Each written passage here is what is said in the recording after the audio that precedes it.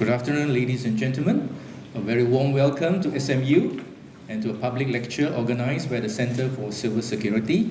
I'm Benedict Koh, the Center Director. The Center for Civil Security runs research programs related to aging. We organize conferences, seminars, and public talks like this. So today we are very pleased to have with us Dr. Jun, who comes all the way from Korea, to be with us to share some of the challenges they face with the aging population in Korea. I'll now want to invite President Arnold Niemeyer to introduce the speaker. Dr. Jun, distinguished guests, colleagues, students, ladies and gentlemen, a good afternoon and a warm welcome here to this seminar organized by the Center for Civil Security. I usually think it's actually white security, but anyway, at the Sim Kee Boon Institute for Financial Economics. And I'm very delighted here to welcome our distinguished speaker today, Dr. Jun Kwang-woo, who will speak on aging in Asia, trends, issues and policy implications, and that from a Korean perspective. For those among you who don't know what the Center for Civil Security is all about, let me just give a very brief introduction about it. It was established in November 2008 with the aim to become a premier research center focused on retirement security, insurance and pension systems. And to achieve this, the center has been initiating, conducting and disseminating high-quality research on the full spectrum of issues related to the retirement security in aging populations here in Singapore, but also in our surrounding countries and Asian countries in general. It also serves, and that's what we do today, as a platform for academics and policymakers and practitioners to exchange ideas and views on retirement security. To date, the center has organized conferences focused on retirement security, longevity risk, financial literacy, long-term care, market for financial advice, and retirement readiness. And it has also facilitated several industry roundtables and published industry-oriented papers in internationally recognized peer-reviewed journals. We're all aware that Singapore has one of the lowest fertility rates at around 1.2 per thousand population, and at the same time has one of the longest life expectancies. We are very happy if you're a Singaporean to, when you get born today, that you can expect to live more than 80 years. So that's a very happy situation. But the fact that we don't have enough children and at the same time are going to live very long has made Singapore one of the fastest aging nations, actually quite similar to South Korea. In the next few decades, Singapore will overtake many nations in terms of the proportion of elderly in the resident population. And this sharp demographic shift is one of Singapore's most urgent and long-term concerns as Singapore grapples with the impending socio-economic challenges and implications of that rapidly aging society. And I cannot deny that in whatever conference I go today where I hear the Prime Minister or some of the Deputy Prime Ministers, that this idea of what are we going to do with an aging population, not what are we going to do with it, but how are we going to cope as a nation with that change in demographics, what are we going to do about that change, that it always comes back in one way or another. Therefore, I think that today's seminar by Dr. Jun is very pertinent and timely because we need to learn as much as possible from other countries. We have, of course, in a very unique situation here in Singapore in the sense that we are a small nation or city-state, have our own unique advantages and disadvantages, but the experience that we are going to go through is an experience that other countries already are living or are together with us going through, and the more we can learn from each other, I guess, the better it is. So therefore, I'm very happy that Dr. Jun has accepted to be here today, and he's currently a distinguished professor at Yonsei University's Graduate School of Economics, a position he has held since May 2013. Prior to that, from 2009 till April 2013, Dr. Jun served as chairman and the CEO of the National Pension Service, of which you saw the video a few seconds ago. National Pension Service, NPS, of Korea. This is, if I can say so, the Korean equivalent of Singapore's Central Provident Fund, and it is recognized as among the world's top 3 pension funds in terms of total assets. From 2008 to 2009, Dr. Jun served as founding chairman of the Financial Services Commission, cabinet post in charge of financial policy and supervision, and in that capacity he played a pivotal role in enabling Korea to cope with the global financial crisis, or the effects of the global financial crisis as it erupted in 2008. During that period, he was also elected chairman of the Asia-Pacific Regional Committee of the International Organization of Securities Commissions, IOSCO, a first for the Korean top regulator. And before that, he has a very long and distinguished career. He served in various capacities in several organizations, including chairman of Deloitte Korea. He was Korea's ambassador for international finance. He was the board chairman of POSCO, we all know, a very well-known global steel group. And he was vice chairman of Woori Financial Group, Korea's first and largest financial holding company. And he was also president of the Korea Center for International Finance. He is a practitioner. That is the way I would look at it. He's a regulator, he is a policymaker, but he's also an academic. So he combines the best of all worlds, I would say. He spent a few years as a finance professor at Michigan State University, and in the beginning of his career, he subsequently joined the World Bank and worked there for more than 12 years in various capacities. Actually, it was at the height of the Asian financial crisis in 1998 that he returned home to serve as special advisor to the Deputy Prime Minister in Korea. He received his BA in economics from Seoul National and an MBA and PhD in finance from Indiana University. He has completed an executive program at the Harvard Business School and did the advanced program and management program at a school that we know very well here at SMU, at the Wharton School of the University of Pennsylvania. And he is an author of numerous articles and books, including Beyond the Crisis, which was published in 2010.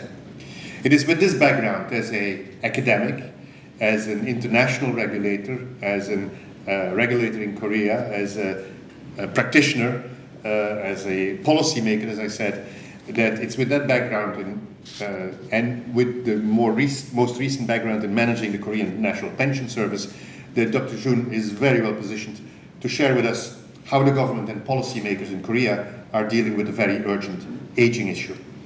I'm sure that the sharing by Dr. Jun will provide us with valuable lessons and insights from which we here in Singapore all can learn to handle our own aging issues. It's now my honor to invite Dr. Jun to deliver his presentation. Thank you for your attention. Thank you very much, President De Maya, for your very generous introduction. I came here with a very humble mind, but even more humble after your excellent and overly generous introduction. First of all, I'm very happy to be in Singapore, the country that I like enormously, and country that I have visited many times since my early days of my career, especially during my World Bank days. There was 80s and 90s.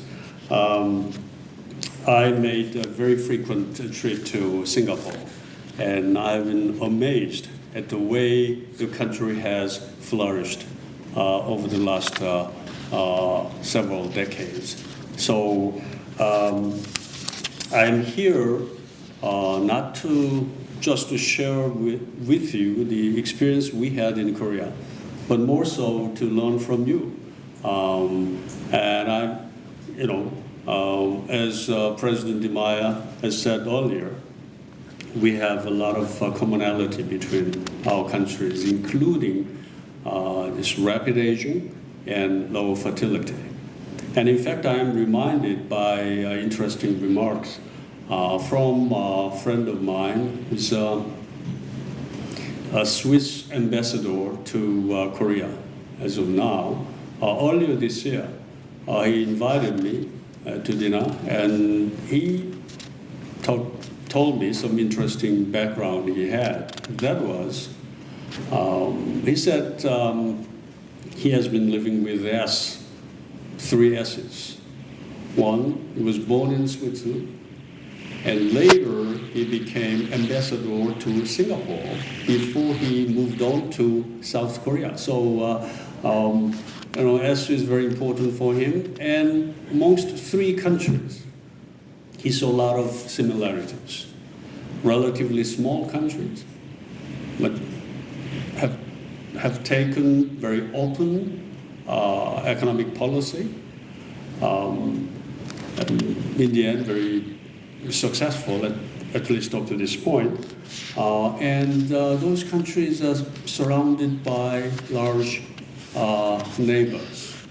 Switzerland, of course, Germany, France, and those countries, Italy. Singapore, well, Malaysia is not that big, but you have China, Indonesia, and all those countries around. And Korea, of course, our closest neighbors are China and Japan, bigger than China, our country itself. But we somehow managed to come to this point. So a lot of similarities, but again, he didn't mention this very important similarity of rapid aging and low fertility then. I add one more things to that list of similarity. And in that context, what I'm going to share with you may be, I hope, maybe helpful for the future of this beautiful country, Singapore. And also, I always feel happy taking flight from Incheon to Changi Airport, because these are the two best international airports in the world. You cannot have anything better than this. And I take another pleasure as I come back to Korea this evening from Changi Airport to Incheon Airport. Now the main focus of my talk today, I wanted to be more kind of informal, to be close to you, rather than having very structured presentation to you. So even though my office prepared some slides and PowerPoints, we decided not to show them so that we don't distract from what I'm going to tell you. So I can draw as much attention from you as possible. The main topic is, of course, aging and how to deal with the trend and recent and prospective trend in aging in Korea in particular and elsewhere as well, and what it means to the main issues, challenges we face, and how we have responded and we should respond to all those challenges. These are the main focus. But throughout my presentation, I would like to focus more on pension-related issues, not because my latest job was with Korea's National Pension Service, but also, especially from Korean perspective, pension is the most challenging and pressing issue because of, as I will explain to you a little later, elderly poverty level. As you may not imagine very easily, but unfortunately, elderly poverty level in Korea is among the highest OECD member states. So there's a very pressing need to improve our pension system so that adequate income protection can be given to those retirees. So, uneven attention will be given to pension because of that situation there. I will close later on my speech by summarizing key policy-related implications or recommendations. And as I understand it, we'll open up for some questions, friendly questions, as I expect, toward the end. With that introduction, I would like to move on. First of all, prospective trends and the impact of aging around the world and especially in Korea. Aging world population is projected with a pace that is accelerating very much around the world. Earlier this year, I had the pleasure attending World Economic Forum in Davos, Switzerland. I was invited to be on the special panel dealing with these aging issues. Several speakers joined that panel. One was German Federal Minister of Labor and Social Affairs. She was brilliant. And Keio, Japan's Keio University president was also there. So quite a few distinguished speakers, and all shared the significance, the importance of dealing with this aging issue at the highest priority. Of course, different countries face different level of challenge, but there are a significant amount of commonality amongst them. Now, just to give you a sense about the number, according to the recent figures, industrial countries case age over 60 and above, the share of those aged population out of total population was only 12%, 12% in 1950, and it became to 22%, from 12 to 22 today, and in year 2050, so a little over 30-some years, less than 40 years, that is expected to go up to 32%. So 1 out of 3 people in advanced countries in 30, 40 years' time will be 60 and above. In emerging market countries, the numbers are lower, but still the trend is about the same. It was respective figure was 6%, 9%, but in year 2050, even emerging market countries will have 1 out of 5 people with the age of 60 and above. So the trend is clear, aging, and aging very rapidly.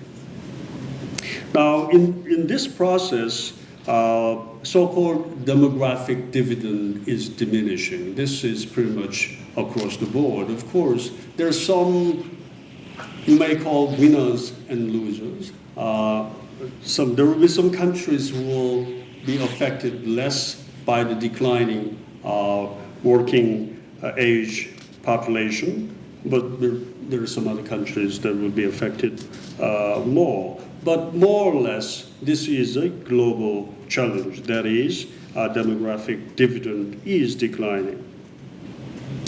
And as I understand it, some of the audience are very much interested in financial aspect of dealing with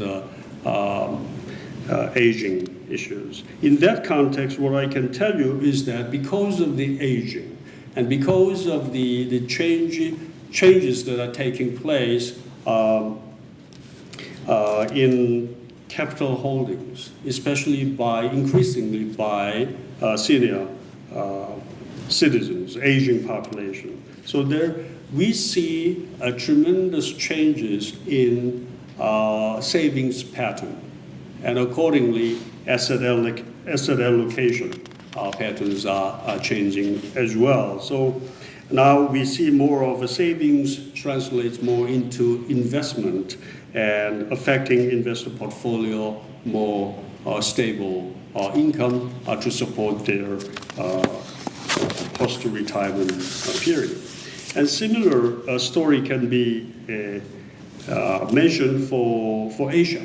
Again, demographic transition is taking place very rapidly, and perhaps one of the most rapidly aging region in the world is Asia.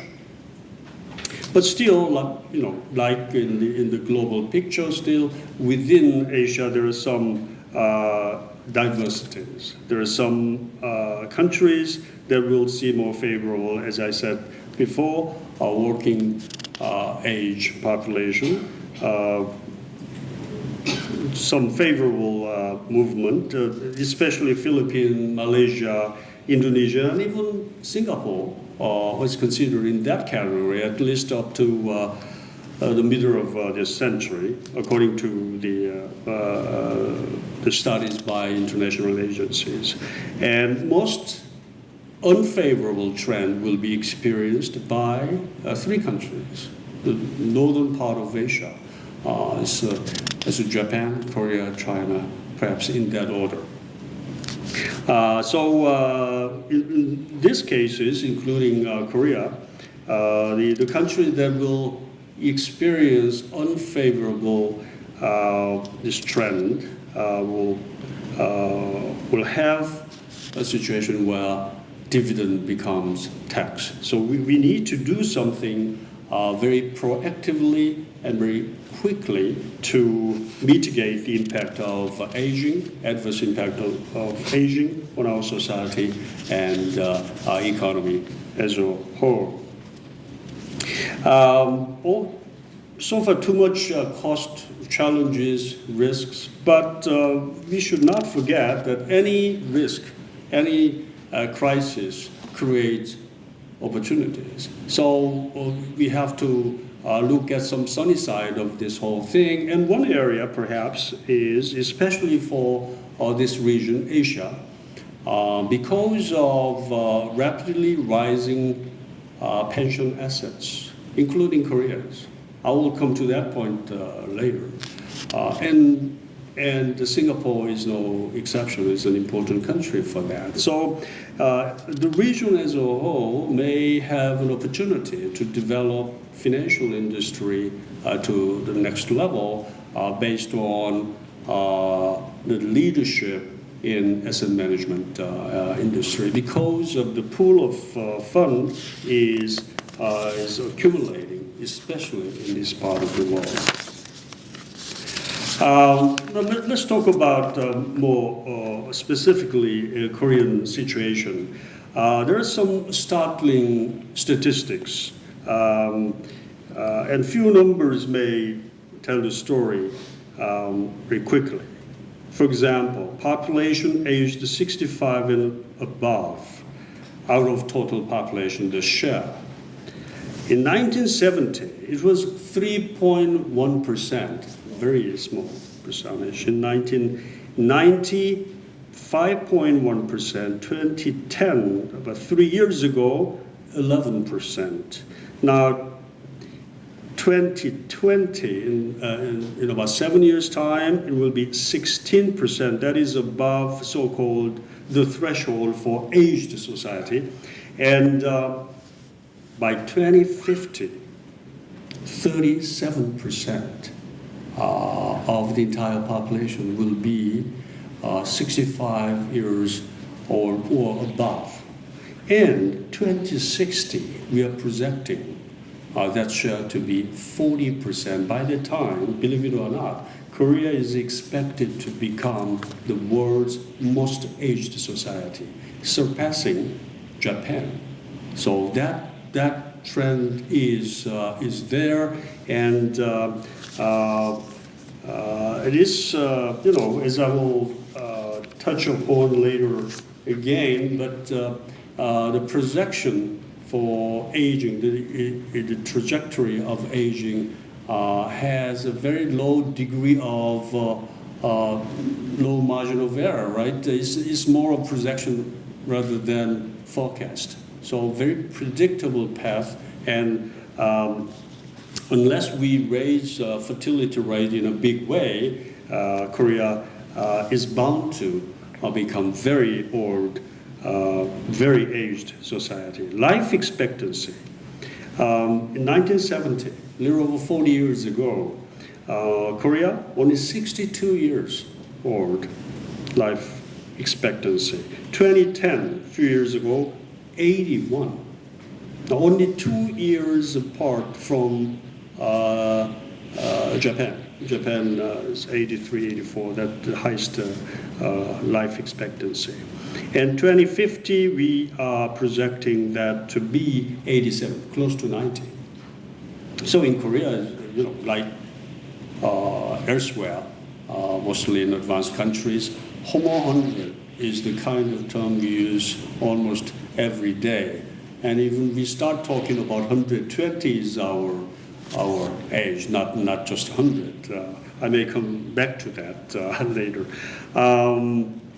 And total fertility rate, this is more astonishing than perhaps the life expectancy story, because it was as high as 4.5 children per woman 1970, a little over 4 decades ago. It was as low as in 2005, and that was 7-8 years ago, 1.08. And with the efforts on the part of the government and the families involved, we are raising that total fertility rate a little bit to 1.23. That is the latest figure, but still lowest within over 30 OECD member countries. Extremely low. I gather from my friends in Singapore that your fertility rate is lower than 1.23, as I understand it, pretty close. But anyway, this is it's an incredible situation. It's a double squeeze from rapid aging and very low fertility. And long-term projection is not much better. 2050, although it is subject to some change, we have like 1.4, so it will not be much different. Now, one thing that I may take a note of with respect to sort of international comparison, to highlight the rapidity of Korea's aging, over the last 20 years, since 1990, up to 2011, so that's the latest figure, a little over 20 years, Korea's life expectancy has extended by 9 years, from 72 to 81 number that I gave you a short while ago. During that period of time, United States from 75 to 79, so 4 years extension. Japan, 79 to 83, again 4 years. So what I'm talking about here is for about 20-year time span, whereas United States, the most advanced country, the United States and Japan, experienced 4-year extension of their life expectancy. Korea, 9 years, more than double the pace. So that's very significant trend that will affect enormous, the entire aspect of our economy and society. One note that I would like to make before I move on to next topic is that a sad statistic about this is that because we have a South Korea here, I'm tempted to mention something about North Korea, although usually that the numbers are not quite comparable. But the sad part of this is that the number that I gave you just before, the 20-year time span life expectancy change, I noticed from long list the one country singled out to have experienced declining life expectancy during the time. Sorry to say this, North Korea, from 70 years to 69 for that little over 20-year time period. I hope things will turn around soon in the coming, say, decades. Now, what this means to Korea. Like I said just before, this creates fundamental changes in social, economical, and political fabrics in our society. I even mentioned politics because now more and more older generation population within our society, meaning that unless others are the same, the tendency, not just in Korea, elsewhere as well, there's tendency that majority of people becoming more conservative than before. It has a very profound implication. But anyway, I'm not the person in politics, so I wouldn't go into this. But this affects every aspect of our society. That's what I'm saying. And very importantly, in terms of economic impact, a very recent IMF report also covers this story. That is that if our aging trend continues, Korea's potential growth, which is now about 4%, could be halved to 2% range within 10 years or so. So it's a very serious, it has a serious consequence. So unless we take very aggressive measures to revitalize our economy, we will be in a dire position to support increasing welfare expenditures and to support aging population within our society. So there are increasing calls in our country. They have been, and more so these days, that first of all, more protection for post-retirement income. 2, greater support for elderly health and long-term care. And 3, build better foundation for active life. These are the calls we hear very often these days in our country. Now, earlier I briefly mentioned the high poverty rate of the elderly in my country, unfortunately. That is one of the highest amongst the OECD countries. Now, there are various reasons why we ended up having this situation. First of all, as I told you just before, the speed of aging was so fast, the rapidity is there. So we didn't really have time. Most of the aging population didn't have time to be better prepared for their post-retirement life. It has gone up too quickly. And traditionally, Koreans take care of the parents at the same time nurturing children. And that sort of traditional culture is changing in a way that bondage is eroding a bit. So I'll come back to that point a bit later. But anyway, there are huge calls for changes, improvement in this field, but as always, there are important constraints we face. Constraint in terms of fiscal sustainability. We have to, maintain fiscal soundness to support the country's sustained growth. But there are increasing demand for expenditures along this line. And also the conflict is arising between different generations. That's another sort of tricky issue we face in our country. For example, Again, this is to be explained a little further when we talk about pension system. Now, we have defined benefit pension scheme, accumulated funds will be there to support the pension payment. Now, today's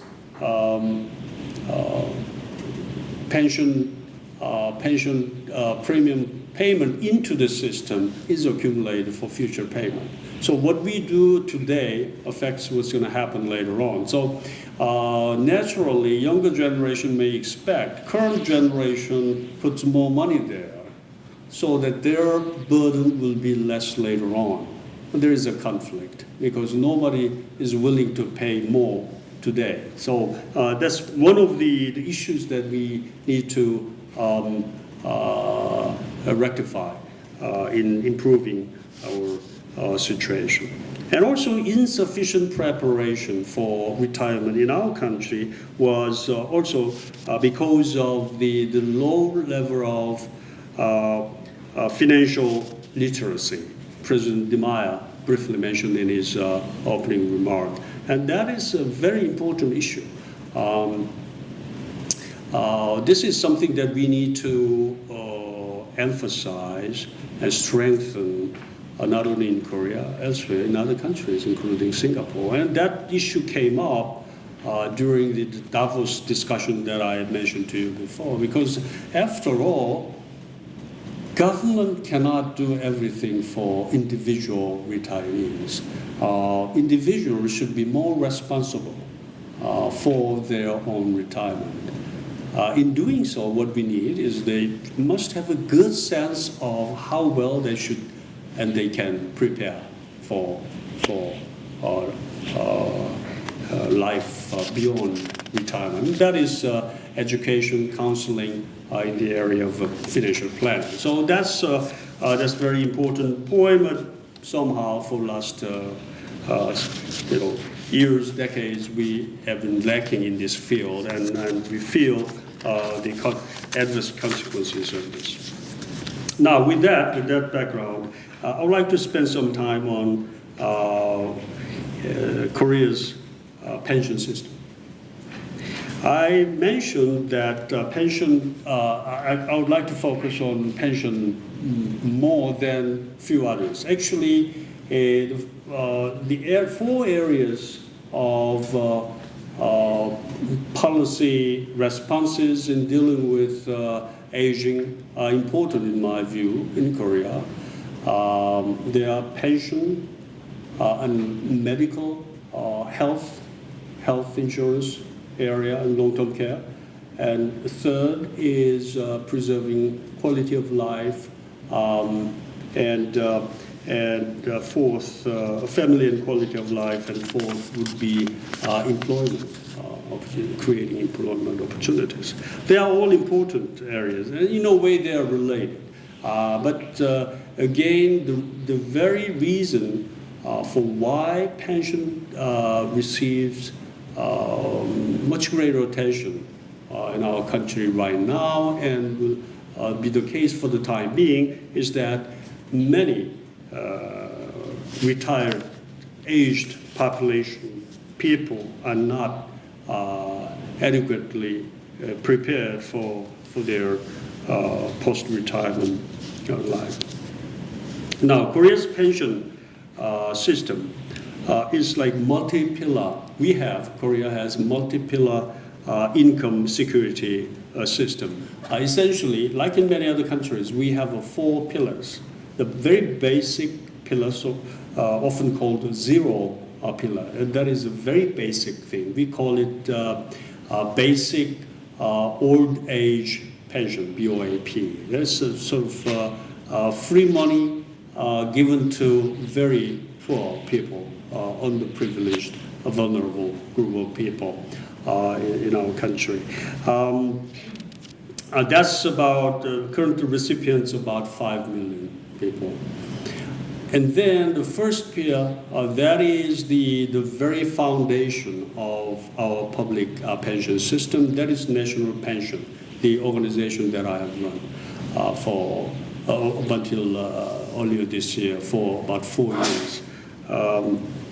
And we have a membership of participants of 20 million, literally covering most of the eligible citizens in Korea participating in this NPS. Along with NPS, there are some public occupational pension systems, such as for civil servants, military personnel, or some school teachers' pension. So that they constitute the first layer, very basic, the important foundation. Second pillar we call is a retirement pension by individuals with the employers and those arrangement, okay, private sector arrangement. About 3 million participate. Third pillar, individual retirement plan, mostly with financial institutions, insurance companies, and so forth. As of now, less than 2 million participate. So, as you hear from what I've said to this point, relatively speaking, we are lacking in having sufficient additional pillars to support the aged population. That has a very important implication for us and perhaps for other countries, because we need to strengthen this non-public pension arrangement, additional pillars to complement what the government or public pension scheme can offer. And National Pension Service, that is the organization that runs Korea's national pension system, has a history of about 26 years. 26 years. Last year, we celebrated a silver anniversary. We have so many silvers today, silver seminars, silver anniversary. Last year is relatively young.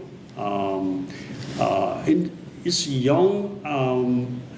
To be young is good in the sense that we have a long way to go for our fund to accumulate. That is a good thing. But it's also the situation is very challenging because in the end there will be a huge twist with respect to cash flow patterns.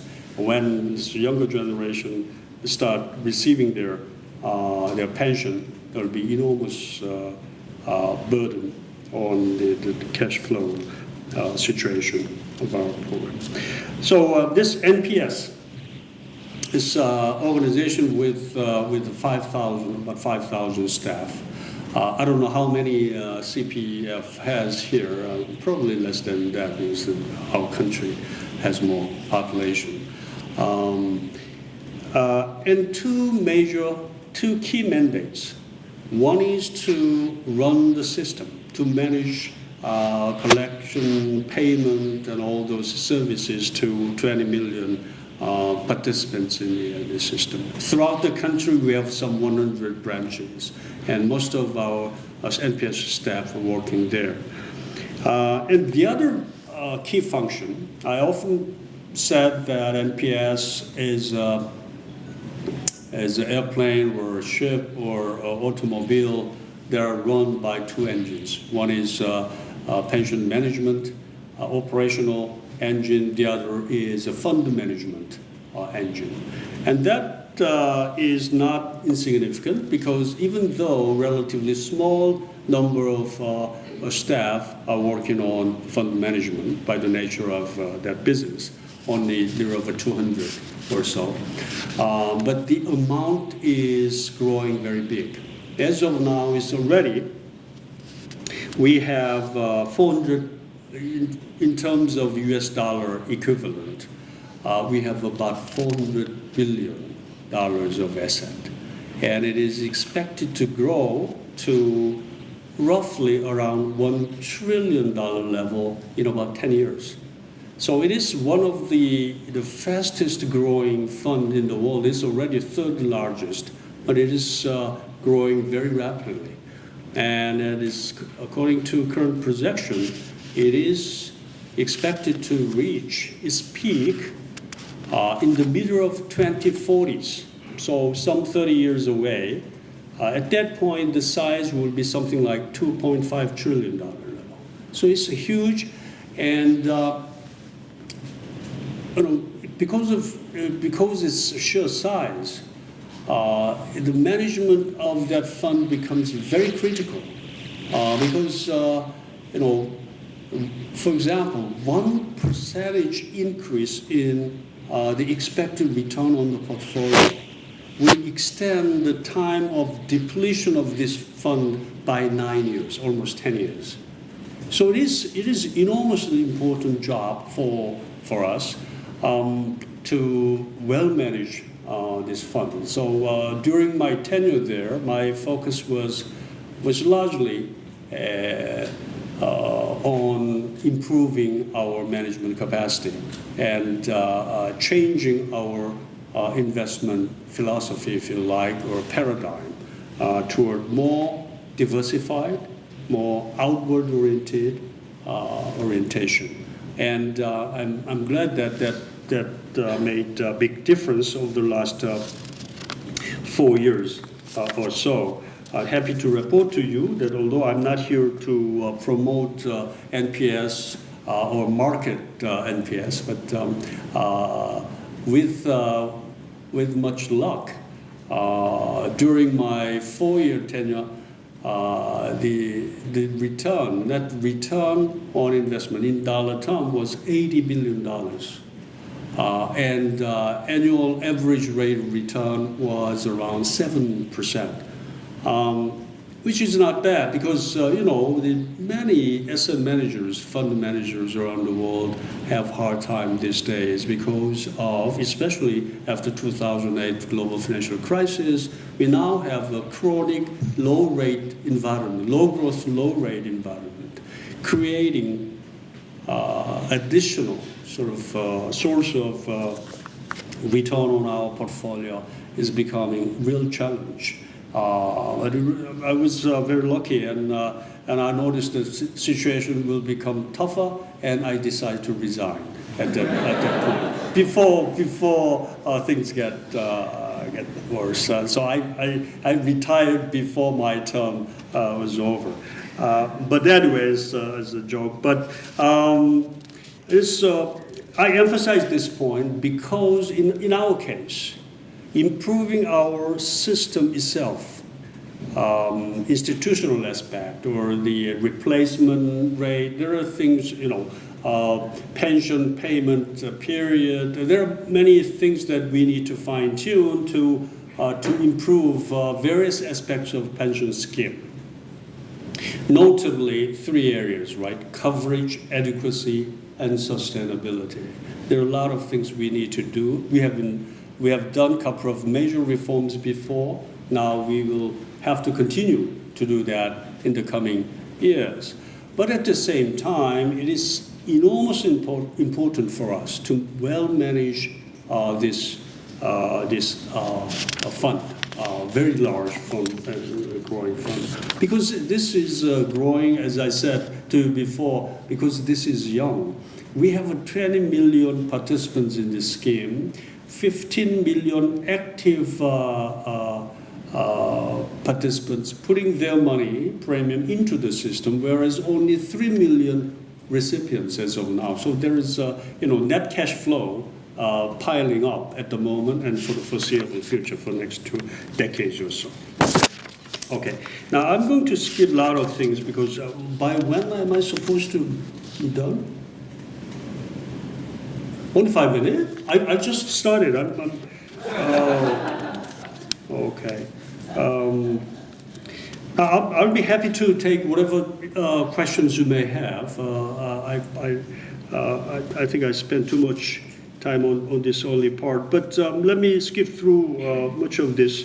And if you feel interested, I may, upon my return to Seoul, I may share some of the notes or the PowerPoints or slides at that point, because I decided not to use during my speech because, as I said, it could be a distraction from my presentation. But anyway, I'll try to be more helpful to you. Now, public pension side, more things. Okay, now,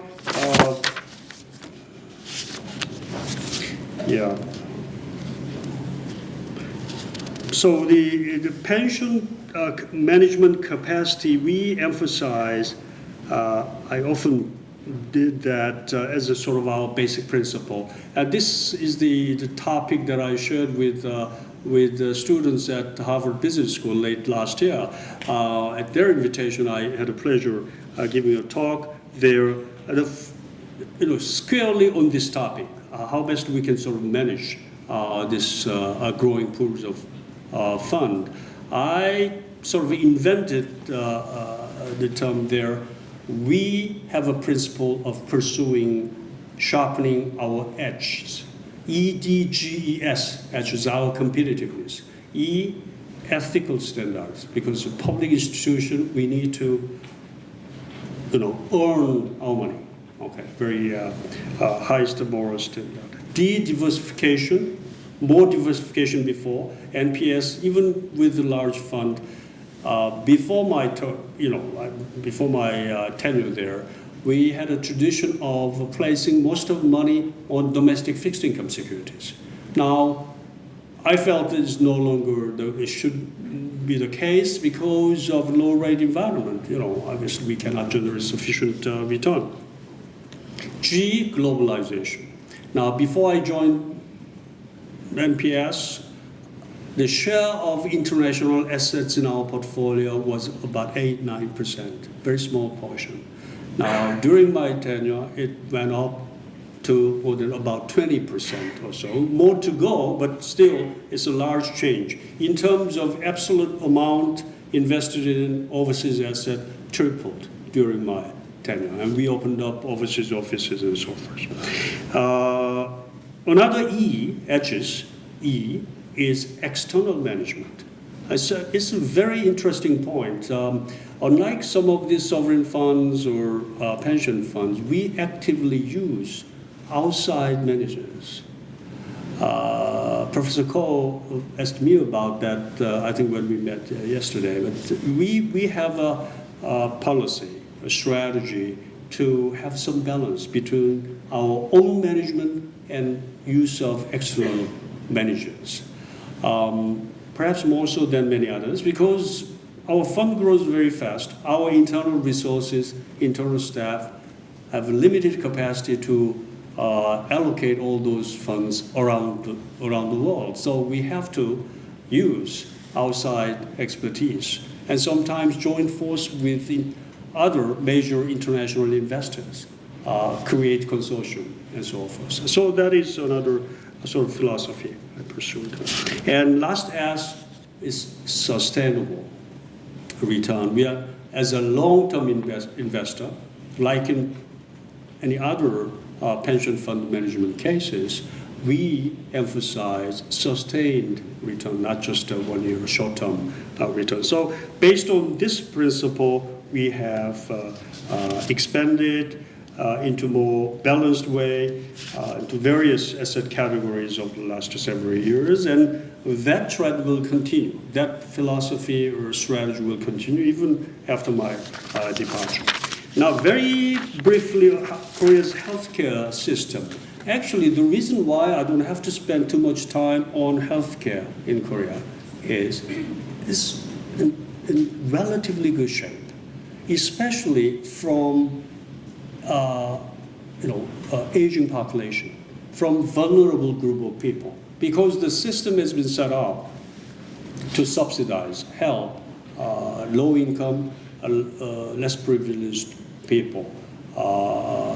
So that has worked quite well.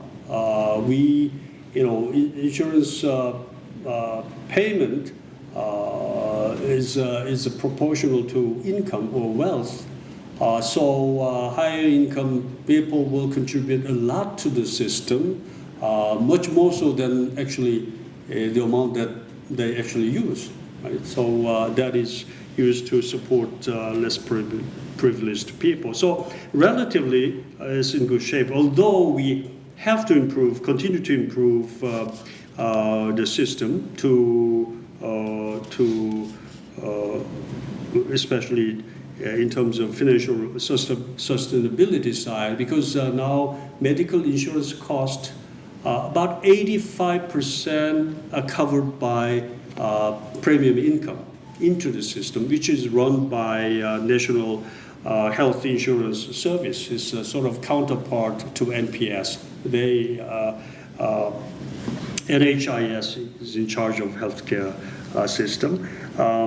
So the government's support from the budget is about 15% of the entire cost. Of course, they would like to be a more self-sufficient, so that's the kind of issue, and there is a call for, of course, as you can imagine, more the expansion of benefit packages and covering chronic diseases and all those things are there.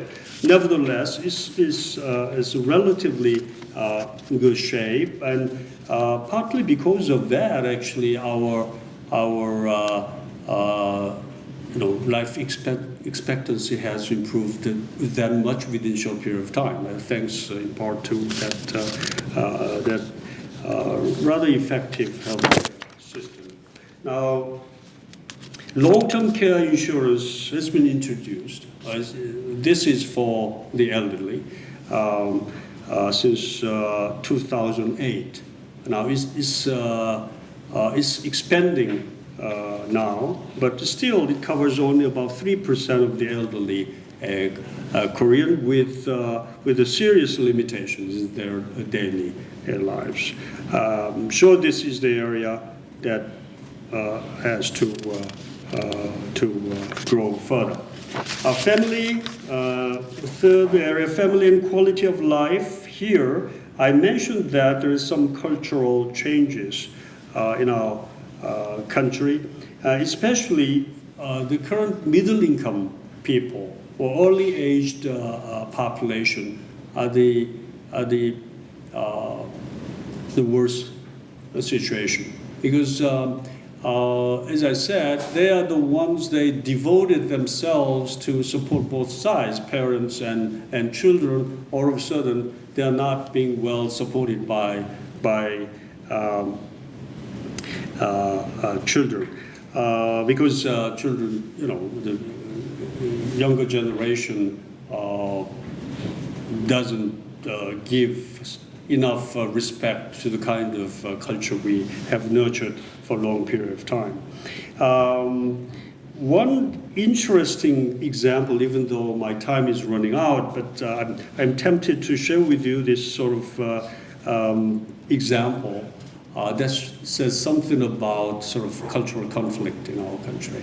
It's that I'm not sure how familiar you are with reverse mortgage. Reverse mortgage is as you get old and you leave your house with the financial institutions as a collateral, and you draw down some money on a monthly basis or so. So you're taking some annuity out of your house, and at your death, and there will be some clearing. There's any remaining value of the house, then that will go to your descendants, whoever surviving family.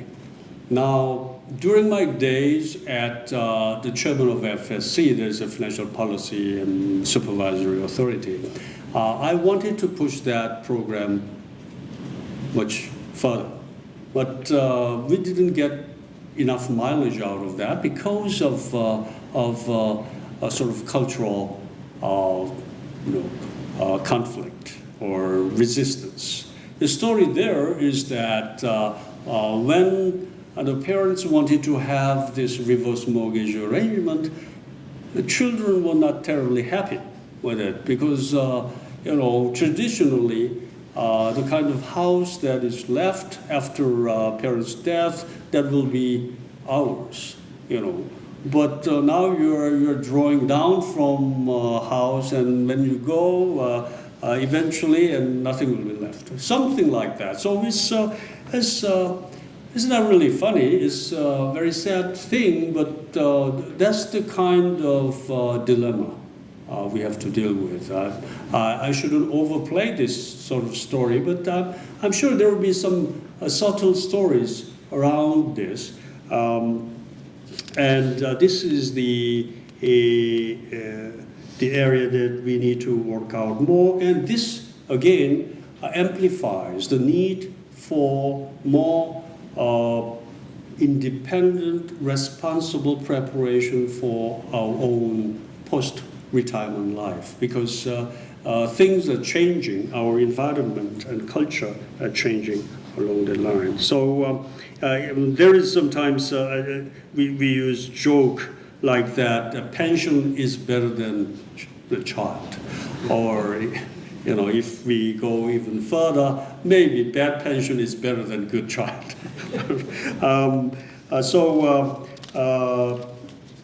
This again exemplifies the critical need to have financial security later on. Employment-related issues. You know, we face the need to extend our retirement age on the one hand, but again there is some conflict because we have relatively high youth unemployment rate. Although there is a lot of research, as I understand, I'm sure SMU has done quite a bit and doing research along that line. That is that as the president of Keio University told me at Davos, said, you know, around the world there is no clear evidence to support the conflict between old age employment and youth employment. It should be more of complementarity rather than a conflict. I hope that is the case, but quite often there is some emotional conflict as well, because if we create job opportunities more actively for older generations, there's tendency that younger generation feels disadvantaged here. Now, and again, this depends on country-specific case. Koreans work hard, and in fact, about 30% of Koreans post-retirement, official retirement age above 60, are actually working.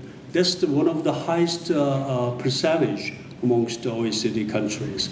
When I met the German Minister of Labor, she said something interesting. They are campaigning within her country to ask older generation to work more because they have a comfortable pension, so there's less incentive to work for them. But for the benefit of the country, to improve your national productivity, competitiveness, those experienced should work harder, more, longer. So the phrase they are using was something like that. I remember that point quite telling. In Germany, they say, young people can run fast, but older ones know the shortcut. So, you know, so the old people have obligation to serve the country and their respective economy more. Now, I have quite a bit more to say, but should I stop here? Okay. Well, just closing ment. Now, as I said earlier, rapid aging is more of a projected trend. It's not as much as a forecast. A highly foreseeable long-term trend. What that means is that we need to be much more proactive than we have done before, because this is the way it is bound to go. So we need to, first of all, if I say a few takeaways from our meeting, speech or presentation. First of all, I think the countries that are facing this aging problem must set up a very comprehensive, well coordinated, because it cuts through various ministries and aspects of the society. So it is very comprehensive, well coordinated, and far-sighted policy. We cannot change this by the change in the government and so forth, because this is pretty much the foreseeable trend. I'm compelled to say another example, because this is telling. Even though, this is a pretty much predictable long-term trend, I must confess that our old policies flipped back and forth. As it turned out, it was not terribly good idea, but at that point, maybe justifiable. But we should have a longer view when it comes to this sort of aging issue. That is that some years ago, we had, because we felt that we had too many people in our small country, so we need to lower fertility rate. So we devised some incentives given to people with contraceptive measures. And I don't want to go into this sort of medical, surgical things or anything like that, but that sort of incentive, as we look back, should have not been there, because that contributed to an enormous decline in our fertility rate, which is a big burden on our country. Our country is a very homogeneous country. Unlike Singapore, it's much more open for diverse ethnic groups working actively in this society. So it creates greater challenge to us, very homogeneous. Our migration policy, as of now, can only be managed in a very limited way. Only about 100 million foreign workers out of, we have 50 million people, even then very limited area. So that's something that we have to keep in mind. And financial security is such an important issue for the aged. I think a very strong pension program through necessary reforms to make the system more sustainable and equitable should be given very high priority. That's at least from our experience, Korea, because we are now at this very moment, intense debate going on about expanding basic old age pension, which has become a very critical presidential election theme, and we are following on that, and the opinion is very divided. So this is the kind of area that we need to address sooner rather than later. And finally, we talked about improving financial literacy. Again, I'm more of a finance guy, so I tend to emphasize this point, but there are obvious reasons for that, because as I said before, individual responsibility has to be emphasized here, because government cannot do everything for individuals, and it is for each and every individual to have a very sensible financial planning for them. Finally, I would like to say something about the importance of cross-country collaboration, because aging is pretty much global, regional issue. Although we know there are some winners, some losers, in the sense that the speed and the rapidity of aging varies. But more or less is the common challenge we face. So what that means is that President De Maya also mentioned in his earlier remark that it is important to learn from other countries' experience. Cross-fertilization is important in this area. And for that matter, we value cross-country collaboration, and perhaps SMU and relevant agencies, research institute in Korea should be more facilitated for a common interest. For example, NPS has its own research arm, as we talked about Dean Hu and Professor Ko yesterday. So this sort of cross-country, cross-institutional cooperation is a good thing to do because this is something that we, as a global citizen, to help each other to cope with this challenge, eventually for the shared prosperity for our future generations. Thank you very much.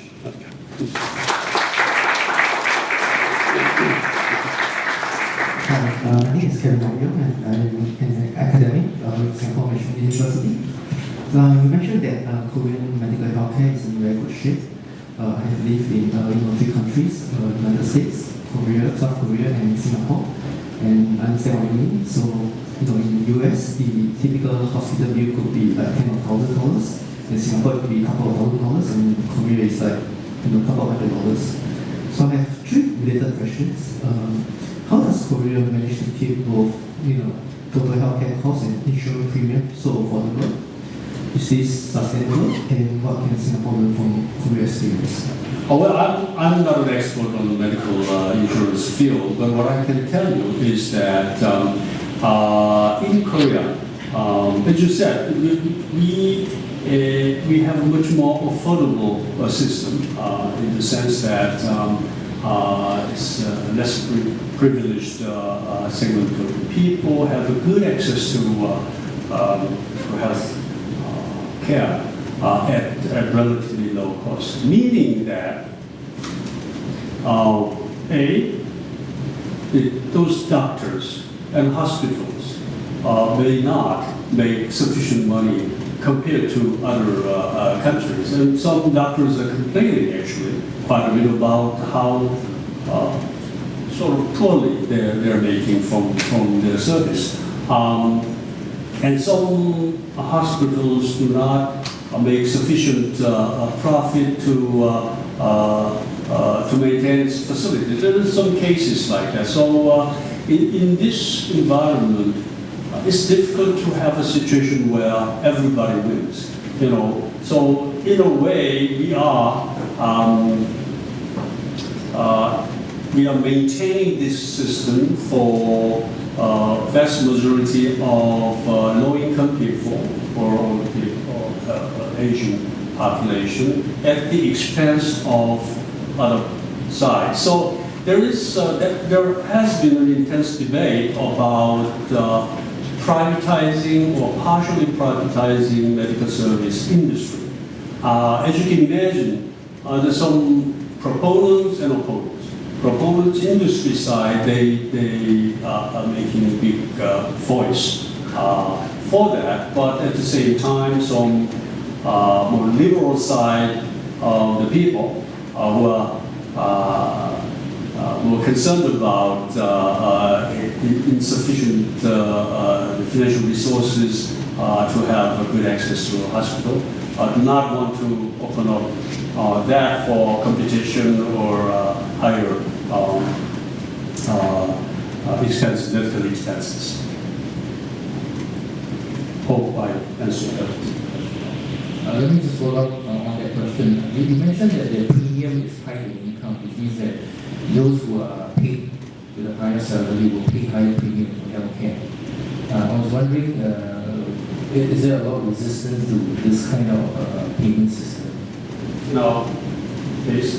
Well, so of course, for those who are paying more, may complain about that, but it's generally accepted. I'm not sure whether I should call it notice reach. Is this something that high-income people should do for society? So I don't think there is a huge backfire or complaint from those relatively well-off. About that, we have made some recent changes, not just charging on regular income but wealth. Because up until lately, the system was that percentage, something like 5% or so, in the case of employed insured, out of their cash flow income. But what is not covered there is that there are some people who have lots of wealth, this sort of stock, not flow, not paying much, living in a like mansion and paying very little into this medical insurance. It's not very fair. So we have been changing the system toward to be more inclusive of entire financial resources an individual has. So there's some complaint about that because big house doesn't create cash flow. But generally, I think there's more acceptance of that paying more by wealthier people, higher income. This is it is a privilege to pay more. Good afternoon. I'm a social science student in Australia. You mentioned a lot about civil security. I was thinking, like the true civil security is when you can really manage the fertility issues. So would you like to say something about the policy implication that could be held to raise the fertility issue? As I was thinking of the fertility issue in Korea, a few things came to my mind. So first is, if we, at one point in Singapore, at age 62, you could consider yourself a retiree and you enjoy your pension and everything. But if you trace to Korea as a 62-year-old, at the point of birth, it's actually the Korean War. So did the Korean War, did history actually cause some kind of fertility issue, like low fertility rate because of some kind of pessimism? That's one. Another one that I know of is, like in South Korea, like university, the competition is really very intense. There's this famous quote that I heard that a student was sharing: if you sleep 5 hours, you cannot get into a university in South Korea. But if you sleep 4 hours, you can. So do you think the environment could also have caused fertility issue? And thinking about this too, what are the policy that could be done to mitigate these problems? Thank you. You touched on very critical questions, issues we face. First of all, raising fertility rate involves various areas of improvement. First of all, one of the key reasons why we have the low fertility rate, extremely low fertility rate over the last 2-3 decades, and that trend is continuing, is because of increasing female participation in the workplace. Because traditionally, wives stay home and raise kids, and I was one of 5 children. I think it was typical at that time. But now, many younger generation couples, they work together, so they really don't have capacity to raise kids themselves. So the government efforts, central government as well as regional, local governments, have been extending the programs of like having childcare system at a workplace, and public childcare facilities run by public government, regional or central government, to provide service to young children, so that the female workers, the mother, can go out comfortably to work and can have room to have more children along that line. So that's one way of doing it. The other is closely linked to education. Yeah, that's a very legitimate point. The reason why it's not easy to have more than to have a kid at all or more than one kid. It's enormously expensive education cost. But you mentioned the entrance exam to the university is enormous, but it starts in only a period. Even if you may not understand this intense competition going on from right after the birth. There is a competition going into good kindergarten, and at kindergarten you have all kinds of programs. As individual tutoring they go through, not just music or painting, even English tutoring starts before kindergarten these days. So all cost a lot. So when they're added up, it's beyond what they can afford. So this is the educational reform is a very important part to address this fertility issue as well. By completing my answer to your question, let me mention something funny. Thing. That is that some regional government lately, it's a Gangnam district. You must be familiar with the Gangnam style. This is the Gangnam style of creating jobs for Asian population and supporting little kids for better fertility rate. That is that Gangnam district government a few months ago started a program. It's like grandmothers caring, grandkid caring program or something like that. So grandmothers will be given some money if they decided to take care of their grandkids. Not huge sum of money, if I remember correctly, something like $200 per month or something like that. So, even without that money, we have done that and we are doing that, but in a way to raise awareness of the seriousness of the need to take care of little kids and extending our hands to improve situation. I think it's an interesting program, this time, the Gangnam style. So Korea operates a defined benefit system where the government takes the responsibility of investing pension funds. Singapore has a defined contribution system where individuals have their own account, and in one sense they are responsible for their own investment. But what we have, many individuals who do not know how to invest, lack of financial literacy, and therefore they just default into a savings account. I just want your comments, given that your fund has achieved 7% return, that's very good. And for us to earn 2.5, some may say they need help to invest in maybe a more systematic, more professional way. Any comments on that? It's very difficult question. First of all, I should say that yesterday's return is no guarantee for tomorrow's. That's pretty much what we teach at school, and practice supports that notion.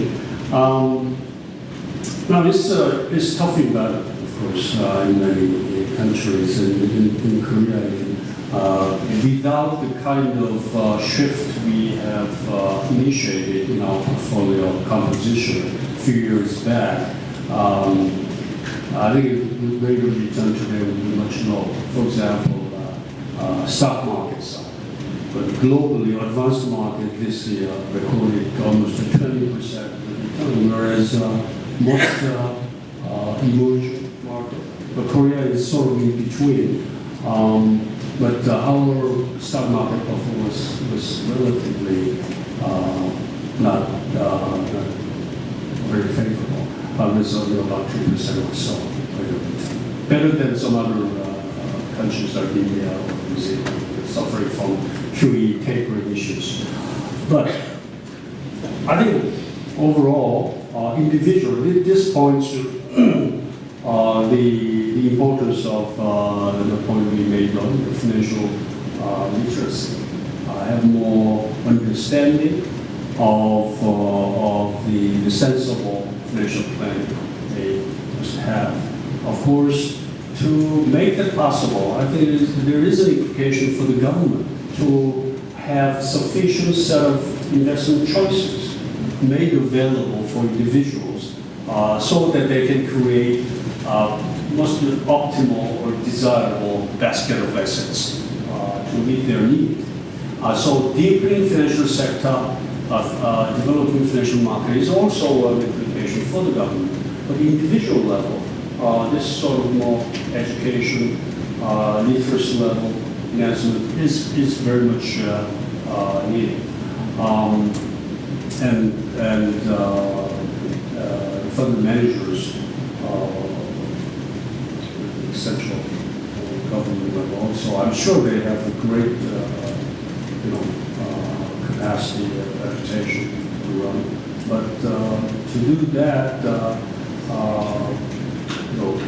more allow pension managers to be more flexible in designing their portfolio strategy. I think that's another key message that we need, because situation is very tough, because most pensions and the sovereign rest fund, but more so pension, tend to focus on fixed income securities, very long-term bonds. You cannot deliver the kind of return to meet participants' needs. So give a little more leeway to move beyond the traditional assets. Of course, there may be additional risk, but that has to be managed within overall portfolio management, such as alternative investment, real estate, or SOC type of investment. Have to be comfortably included in the overall portfolio sector, so that overall risk return profile.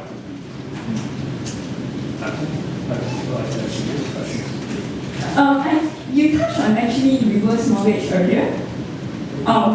Yeah. So also looking at our CPF right now in Singapore or even around Asia, where the younger generation, the middle income earners, they're actually more focused on the shorter term necessities rather than the longer term pension, future pensions.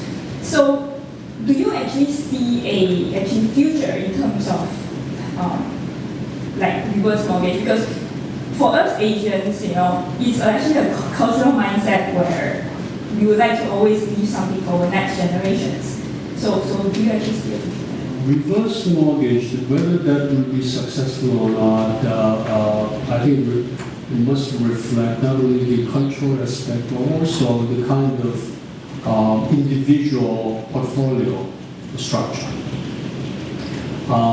In Korea, I thought, and I still think, that this is an area that we need to push a little further, has more scope for further development, because I'm not quite familiar with the Singaporean situation, but in Korea, individual wealth, if you look at the composition of different kind of assets within individual wealth, about 80% is accounted for by real estate, house, apartment.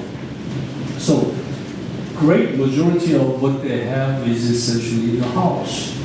Now, a recent trend is that housing price is kind of stuck. Housing market doesn't seem to provide good return if they want to sell it. The housing market is not really very active, meaning that if they want to sell it, they may have to sell it at a very low price. Now, so there is a very limited capacity for those own houses taking a chunk of the share of their assets.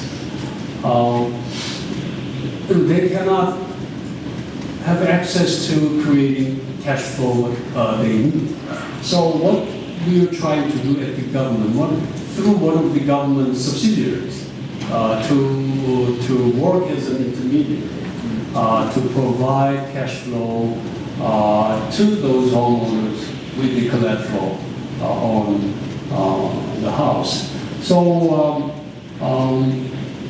given that sort of particular situation we have in our country, I think there should be more room for that.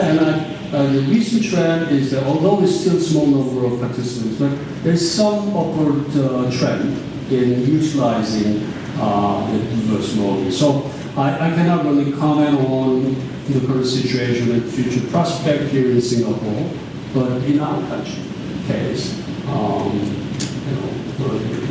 given all things, those characteristics we have, I think that there should be more actively utilized. That's the way I see it now. Oh, yes. Thank you very much for all the questions. I'd like to call the session to close. Please join me to show our appreciation to Dr. Jun for his presentation.